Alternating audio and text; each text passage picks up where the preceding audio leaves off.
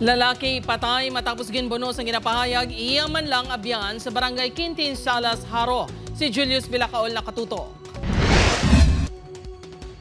Gindeklarar nga dead on arrival sa ospital ang 52 anyos nga tricycle driver nga si Romulo Alido. Pasado alauna kahapon sang kaagahon, ini ang ginbuno sang 36 anyos nga si alias Carl sa Telecom Compound sa barangay Quintin, Salas, Haro, Iloilo City.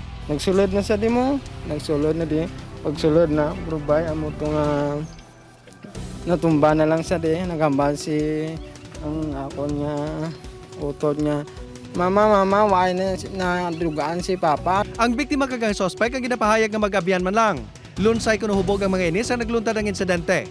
Suno sa himata ni Romulo, nagtabo ay ang duha sa guwa sang balay sang biktima. May impormasyon nga naaki ang sospek tungod gintulod sang biktima ang motorsiklo. Sila ang nagbaisay, tubtob gintapungol sa sospek ang biktima. Natambagan pa sa mga himata sang biktima ang duha.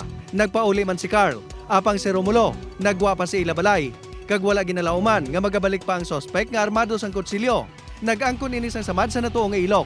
Sa hot pursuit operation, nadagpan man ang sospek sa Ilabalay, apang wala na recover ang kutsilyo sini. According sa iya, ginhaboy niya, pagtabo, ginhaboy niya, kag wala na niya, wala na naton makita ang mga kutsilyo.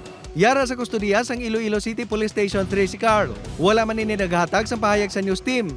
Ginahanda na sa karon ang reklamo nga homicide nga igapasaka batok sa suspect. Upod kay Cirilo Rendoque, Julius Bilacaol. 1. Western Visayas.